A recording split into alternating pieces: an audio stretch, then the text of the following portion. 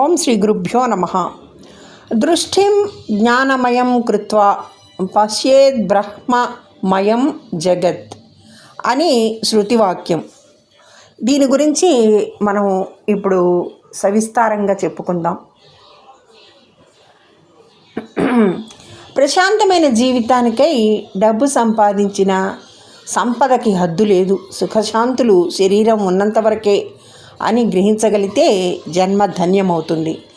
కడుపుని పుట్టిన పిల్లలే నాకేమిస్తావు, సంపాదించిందంతా ఏం చేశావు అని ప్రశ్నించిన రోజు కంటే దౌర్భాగ్యకరమైన రోజు జీవితంలో ఇంకొకటి లేదు. సర్వత్రా గోవిందుని భజించి ముక్తికి మార్గం సుగమం చేసుకోవాలి. పుడుతూ మరణిస్తూ మళ్ళీ తల్లి గర్భంలో పుడుతూ దుస్తరమైన ఈ సంసారాన్ని దాటడం సాధ్యం కాకున్నది.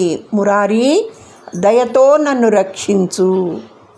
పుట్టుక మరణం పుట్టుక అంతర్గర్భితమై ఉన్నాయి. మనిషి వస్త్రాలను మార్చినట్లు జీవాత్మ శరీరాలను మారుస్తుంది. అంటే జీవాత్మ ఒక శరీరం నుంచి ఇంకొక శరీరాన్ని ఆశ్రయించడం వల్ల జీవితం అనంతమైన యాత్ర అవుతోంది.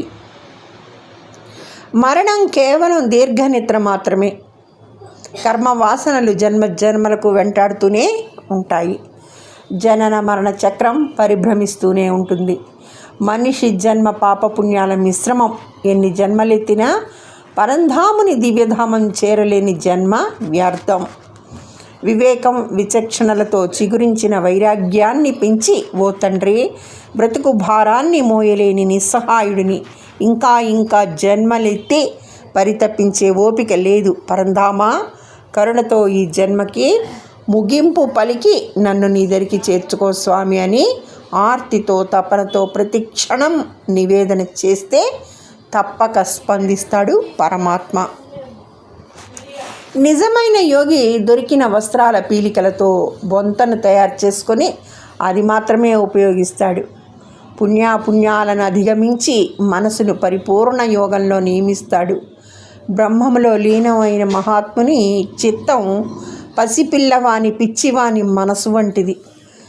సర్వసంగ పరిత్యాగి అయిన యోగి నిత్య సంతోషి. ఏ విధమైన సుఖానుభూతులను యోగి మనసు కోరదు. తినడానికి తిండి, కట్టుకునే బట్ట, తలదాచుకొని గూడు అందరికీ అవసరమే. వీటి కోసం మనిషి చాలా శ్రమిస్తాడు. కానీ యోగి ఏది దొరికితే అది, ఏది అందుబాటులో ఉంటే అదే అందుకొని తృప్తి పడతాడు. ఎందుకు? యోగి మనస్సు పాప పుణ్యాలను అధిగమించి ఉంటుంది. కారణం, మనస్సుని నియమించి చిత్తాన్ని పరమాత్మపై ఉంచుతాడు. ఇదే ఇక్కడ చెప్పిన శృతివాక్యం. దృష్టిం జ్ఞానమయం కృత్వా పశ్యేద్ బ్రహ్మమయం జగత్ అని శృతివాక్యం. అంటే దృష్టిని జ్ఞానమయం చేసుకుంటే సకల సృష్టి బ్రహ్మమయంగా కనిపిస్తుంది.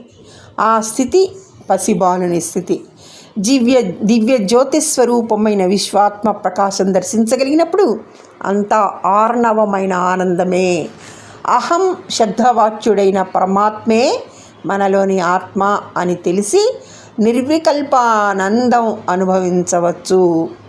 నీవెవరు, నేనెవరు, నేనెక్కడి నుంచి వచ్చాను, నా తల్లిదండ్రులు ఎవరు, బాహ్యేంద్రియాలకు అనుభవమయ్యే ఈ సకల ప్రపంచం కలలాంటిది కదా. అందుకే దీనిని విసర్జించాలి. నిజానికి ప్రపంచం ఒక ఇంద్రజాలం. కొన్ని ప్రశ్నలకు సమాధానాలు దొరకవు. కొన్ని పరిస్థితుల్లో మనసులో అసాధారణమైన ఆలోచనలు వస్తుంటాయి. ఎన్నో జన్మల విషయ వాసనలు మనస్సుని జన్మాంతరాల వరకు అంటిపెట్టుకుని ఉంటాయి. దేహం వసించిన వాసనలు నశించవు. అందుకే విషయ చింతనలు తగ్గించి విశ్వేశ్వర చింతన పెంచాలి. మనసు తత్వాన్ని అవగాహన చేసుకుంటే అదుపు చేయడం సులభం. మనదైన శరీరం అశాశ్వతమైతే జగత్తు మాత్రం అశాశ్వతం కాదా? కల కాదా? నిస్సారమైన కల లాంటి జగత్తుపై, శరీరంపై మమకారం పెంచుకోవటం మూర్ఖత్వం. ఆత్మ వెళ్ళిన దేహం అగ్నిహోత్రుని పాలు, కఠిన శల్యములన్నీ గంగాపాలు అన్నారు పెద్దలు. అందుకే మనలోకి మనమే పయనించి పరమాత్మని దర్శించి ధన్యత చెందాలి. నీలో నాలో అంతటా ఉన్నది ఒక్కడే పరమాత్మ. నీ కోపతాపాలు ఎవరి మీద? నిజంగా నీవు పరమాత్మ దర్శనానికై తప్పించేటట్లు అయితే సమభావన అలవర్చుకోవాలి. మోక్ష ప్రాప్తికి సాధకుడు ఇంద్రియ నిగ్రహం తర్వాత సాధించవలసింది సమభావన. స్థిరచిత్తులై ఇష్టానిష్టాలకు ఆగ్రహావేశాలకు లొంగకూడదు. కోపం వల్ల మోహం, మోహం వల్ల లోభం, లోభం వల్ల బుద్ధినాశనం, ఆపై సర్వం నాశనమవుతుంది. ఎన్ని సంవత్సరాల నుంచో పరమాత్మని సేవిస్తున్నానే, అయినా ముముక్షత్వం సిద్ధించట్లేదు అని ఆవేదన పడే ముందు అనన్య చింతనతో పరమాత్మని సేవించానా, అన్యథా శరణం నాస్తి అని సర్వస్వ శరణాగతి చేశానా అని ఆలోచించాలి. చింతలలో రగులుతున్న మనస్సుని ప్రశాంతపరిచి ఏకాగ్రం చేసి అప్పుడు శరణంటే పరమాత్మ యొక్క పరిపూర్ణ అనుగ్రహం సిద్ధిస్తుంది. జన్మ జన్మల పుణ్యఫలంగా పరమాత్మ పాదాల చెంత స్థిరమైన భక్తి ఏర్పడుతుంది. సర్వత్రా సమచిత్తం సాధించి ముక్తి పొందవచ్చు. శత్రువుతో, మిత్రునితో, పుత్రునితో, బంధువుతో శత్రుత్వం కానీ మిత్రత్వం కానీ చేయాలని చూడరాదు. అందరిలో అంతటా పరమాత్ముని దర్శించి అభేద బుద్ధిని వదలాలి.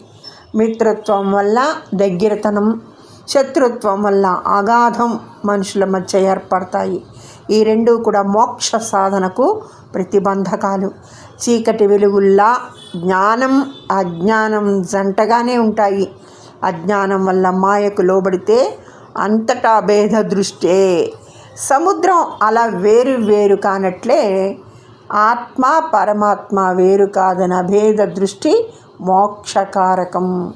అండపిండ బ్రహ్మాండమంతా పరమాత్మ చైతన్యం శక్తిచే ఆవరించబడి ఉంటుందనేది నిజాన్ని గ్రహించినాడు ఆలోచనలు అదుపులోకొచ్చి సర్వం సమం అనే సమదృష్టి ఏర్పడుతుంది. అంతటా అన్నిట్లో పరమాత్మే గోచరిస్తాడు. అప్పుడు అనుభవించే ఆత్మానందానికి అవధులు ఉండవు. ధన్యవాదములు. సర్వే జనా సుఖినో భవంతు.